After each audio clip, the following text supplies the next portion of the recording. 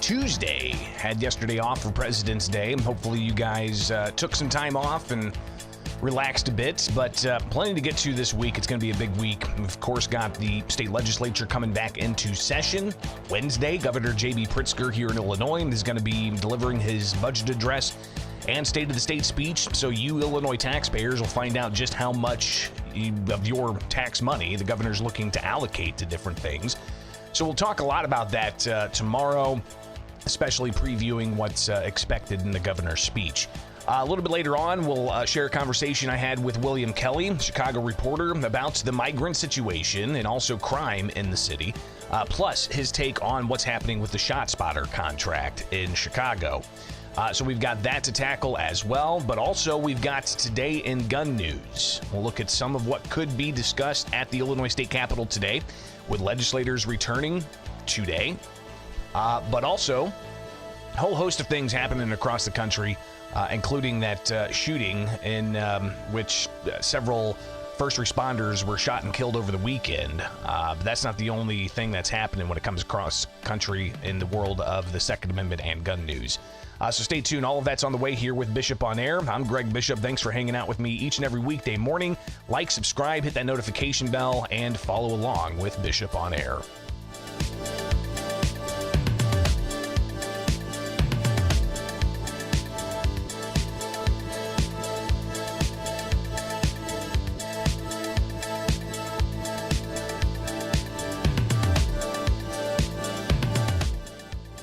Illinois legislature coming back into session. Got to turn my mic back on there. Welcome in. I'm Greg Bishop. Thanks for hanging out with me each and every weekday morning. Let's do that again.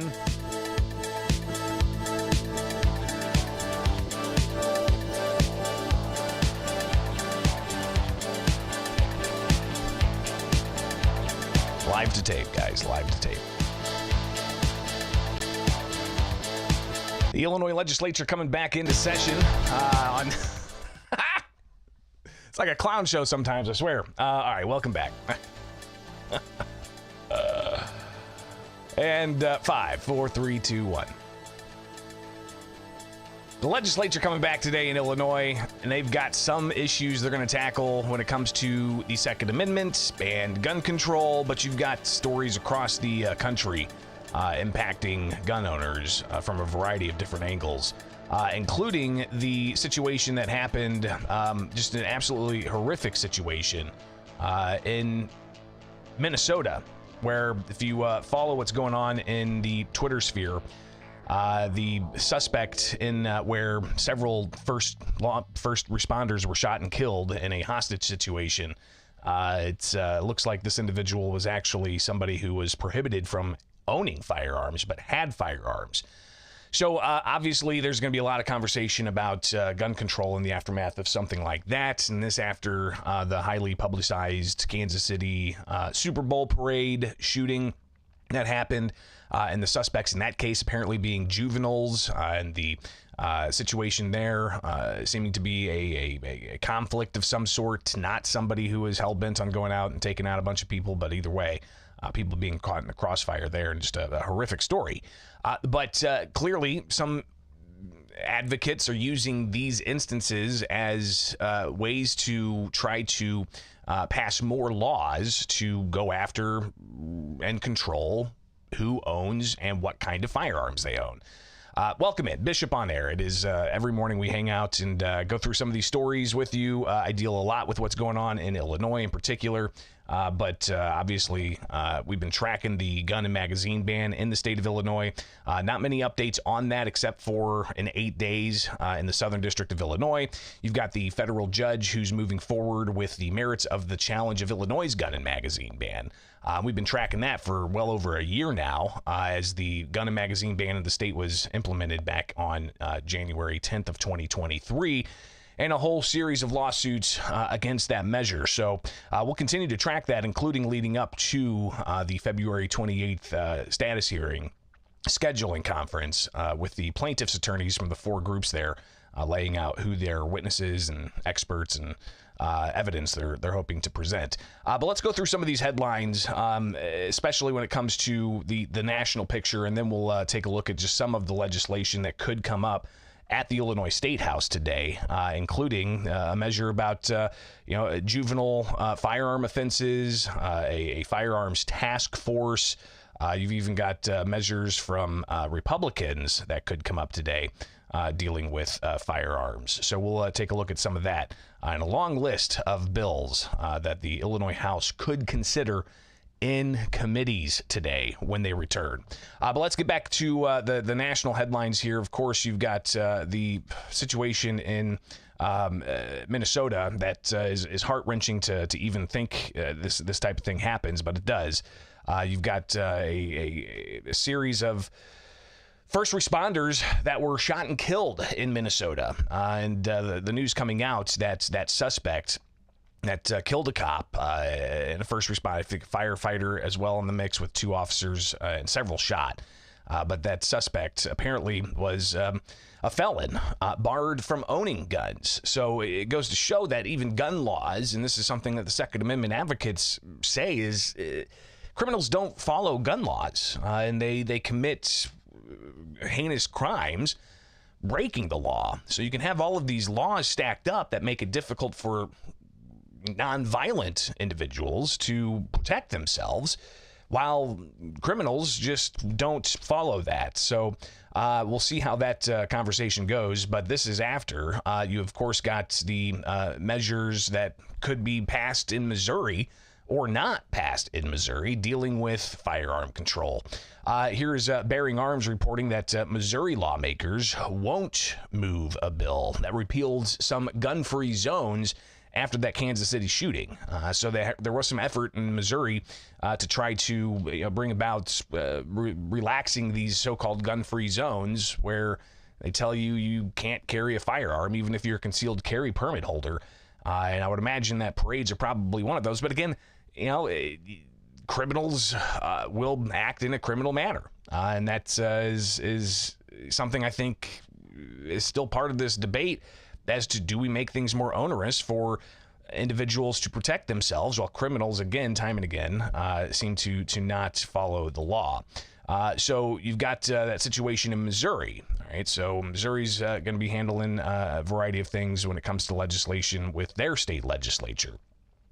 But you also have down in Louisiana, apparently, an effort's underway to bring about constitutional carry. And the National Association for Gun Rights messaging on X saying that they dropped 80,000 petitions in the Bayou State urging them to pass a clean constitutional carry bill. And they make a little joke with the picture of their attorneys and the people collecting the petitions and all the boxes of petitions, and they say, is that our next album cover or what? So it's interesting to see some of the humor with this situation, especially as important of a situation many of you see it as is. But then you also have in Arizona, you've got Second Amendment advocacy groups that are going to be taken to the Capitol there. Very similar, I imagine, to what we have in Illinois with Illinois Gun Owner Lobby Day. So again, Illinois Gun Owner Lobby Day is in April. So in Arizona, looks like they're going to be planning that a little bit earlier on. So all of these different state legislatures, clearly this is an issue that is top of mind for many, including over in Hawaii, where the Hawaii Firearms Coalition says, looking at the committee report from the last hearing on their Hawaii Senate Bill 3196, it's clear that the deck is stacked against us, but we fight on. Over 1,080 pieces of testimony in opposition to the bill were submitted, with just over 100 in support. And it's interesting because we see similar types of lopsided, support and opposition for firearm legislation. I mean, in Illinois, for instance, whenever they were coming out with the gun and magazine ban, when it was going through committees, the amount of opposition filed against the gun and magazine ban, multiple iterations of it, it was like 30-1 in some instances. It might be a little hyperbolic. I'll have to go back and check my notes, but it was clear that there just was not a lot of, support, at least from those who were filing witness slips in Illinois to address the gun and magazine ban, saying that they don't like it. So we'll continue to see what happens in other states as well. But while states continue to deal with various measures, including a measure in California, which apparently would have insurance companies require individuals looking for insurance to get a certain plan and disclose if they have firearms. Well, that measure, some see it as setting up a backdoor gun registry in California. But then you have up in Chicago, as the Firearms Policy Coalition shared with the Chicago ATF and Customs and Border Patrol, saying that Chicago halted 43 shipments carrying various parts used to modify weapons within the first 43 days of 2024. Customs and Border Protection works with the ATF and others to deny transnational crime organizations weapons and illicit proceeds that fuel their activities. So they show some, what are those switches, and a silencer of sorts or a suppressor. So it looks like, up in Chicago, they're trying to stop these types of things from getting onto the streets. So while you've got laws in place, it doesn't seem that these laws necessarily prohibit a lot of this type of activity, and criminals are going to get their hands on these things anyways. But while you've got the state legislatures doing what they're doing, and you've got including Missouri and Louisiana and California and Arizona, Hawaii, the U.S. Supreme Court is set to hear the arguments on the bump stock ban. And this is coming from Everytown. Everytown's a gun control advocacy organization. They say the Supreme Court will soon hear a challenge to ATF's ban on bump stocks, devices that effectively turn, quote, assault weapons into machine guns. And the Supreme Court of the United States, Everytown says, must prioritize public safety and uphold this ban.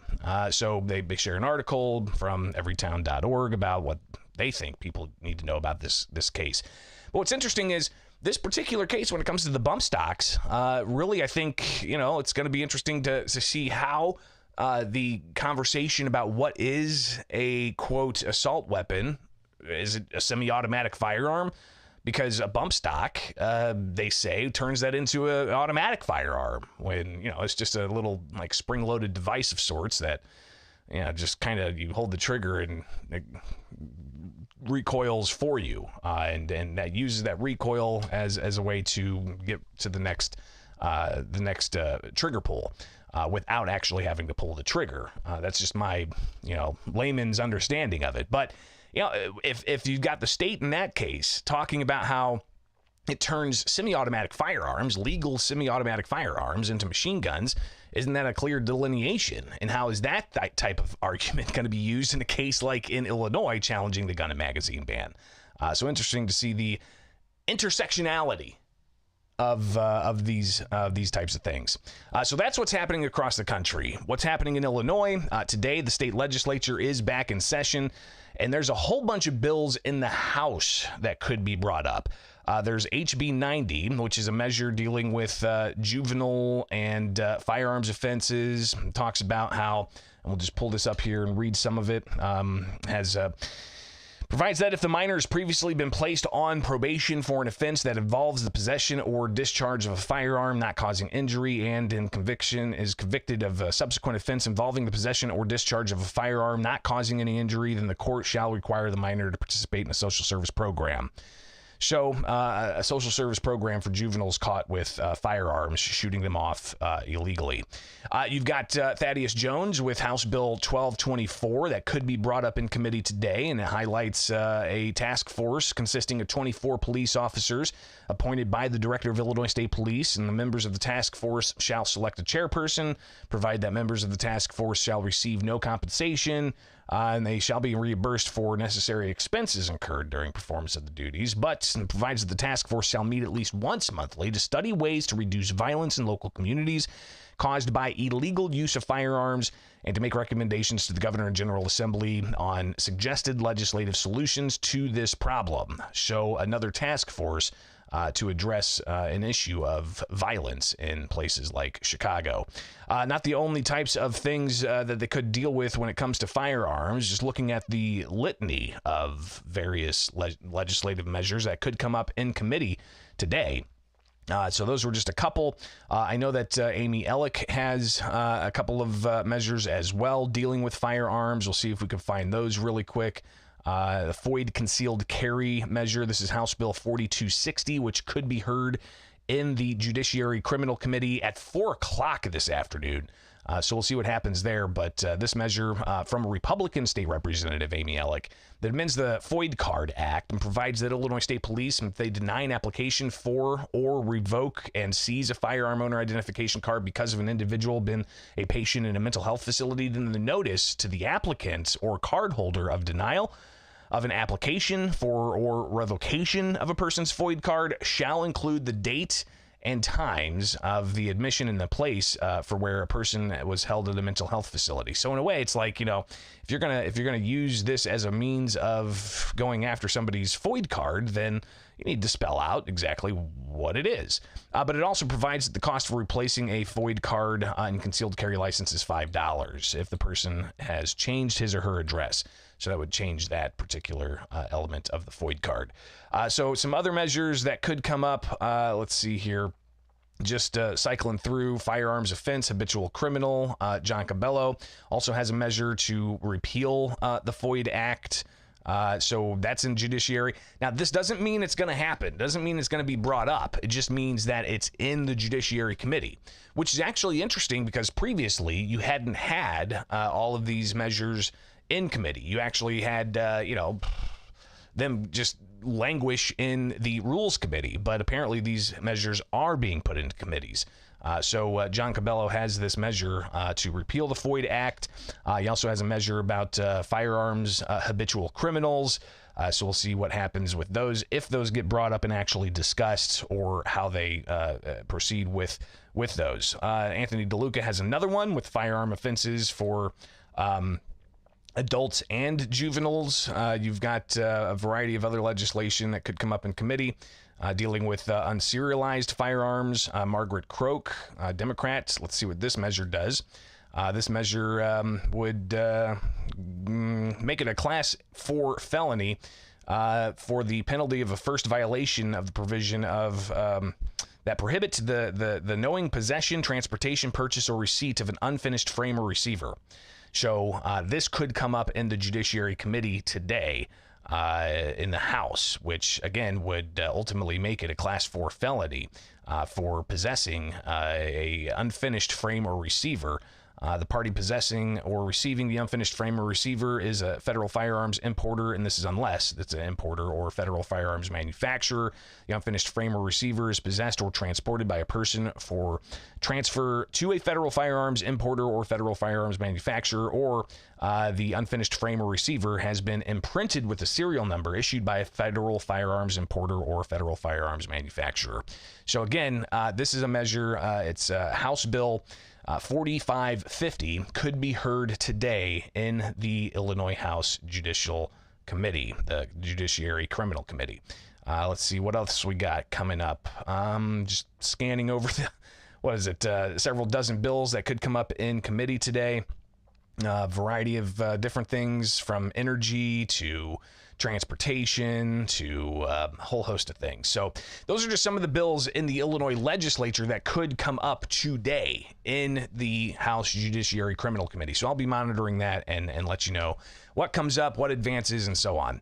So we'll keep you posted on that here with Bishop on Air. Appreciate you guys being here each and every weekday morning. Looks like things are going good, at least with the live stream. So be sure to be there with us each and every weekday morning as we go live and break down some of these important things you need to know about.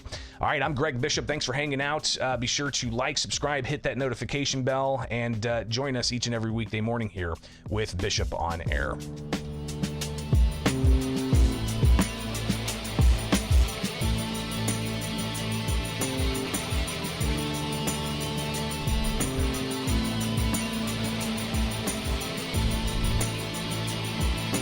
I said it disconnected, but it reconnected. You guys still with me? Give me that, give me a yes in the live chat if you're still with me. I want to see at least 200 yeses all together.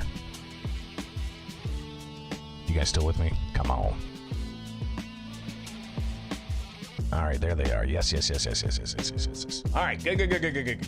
Thumbs up. Appreciate that. All right. I see you there. I see you. Appreciate that. Really do. So, all right. Let's get back into it. What do you say? Yep. All right.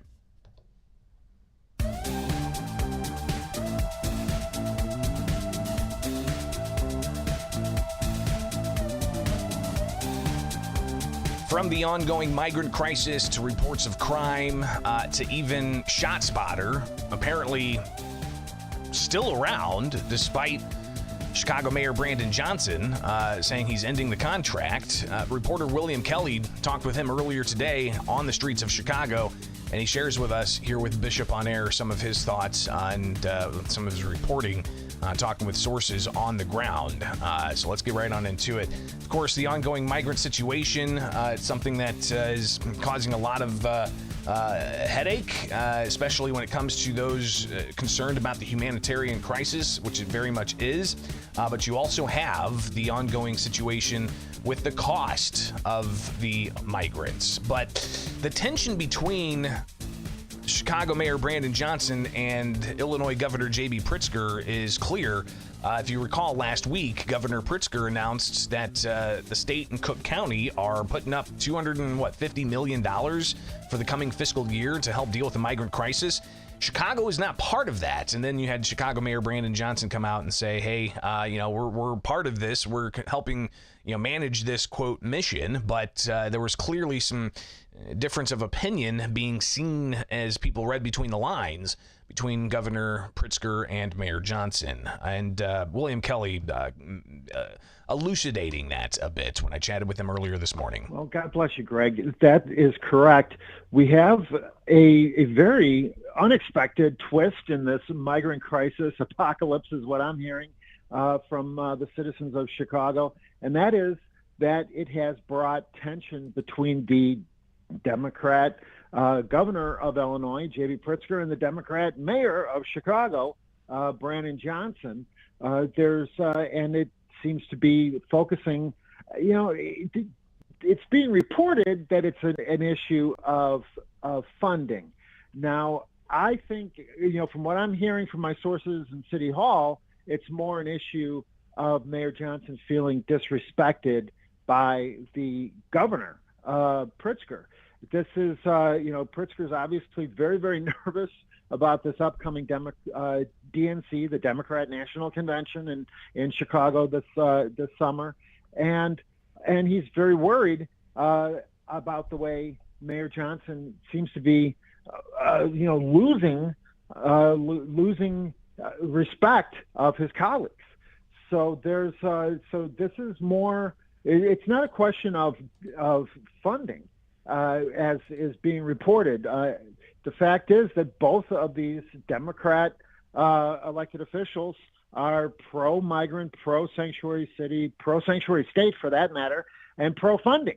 It's just a question of who's going to, as a lot of times politics in Illinois goes off the rails, it's a question of who is in charge. So last week we heard Chicago Mayor Brandon Johnson say that there's no beef between Pritzker and Johnson, and I think the quote was somewhere along the lines of nobody in the states or in the city can question Mayor Johnson's dedication to the mission, he says. And that mission, of course, is getting migrants set up in shelters and food and education and wraparound services and jobs and such. But who's in control of this mission? Because recall that Johnson even said, "Hey, Governor, you can put shelters outside of Chicago," and urging them to do that, while you've got municipalities across the state from the suburbs down to southern Illinois looking to somehow prohibit buses of migrants being dropped off in their communities. So William Kelly talking a bit about that question of who really controls this mission, but who's ultimately being impacted by this mission. Right, and we've seen this before. We've seen this between Democrat speakers and Democrat governors and just ask Blagojevich, right? It's the people of Chicago that are also very upset about the funding of the migrant issue, because they feel that these millions, if not billions of dollars, should be spent on them. That for too long they were told that there is no money to address their neighborhood crisis, their violent crime crisis, and then they wake up one morning to find out that there appears to be unlimited money being spent on migrants. So the migrant issue we're going to hear even more about when Governor J.B. Pritzker delivers his budget address on Wednesday, because again, he announced last week that they're going to be spending $180+ million from the state for the coming fiscal year. That's on top of the more than $500 million that Illinois taxpayers from the state and the city have already had to pay for this, let alone the $500 million+ dollars, if not more, in subsidized taxpayer cost health care for non-citizen adults in the state of Illinois.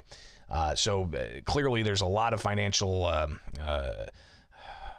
constraints that we're going to hear about this week. But the migrant situation aside, you've got continued headlines of robbery sprees, shootings, stabbings in Chicago. William Kelly talking about the question of where this is all coming from. Well, it is the domestic crime and the imported crime. What can you say? How else can you put it? We have already an out of control violent crime crisis in the city of Chicago, and we see it every day.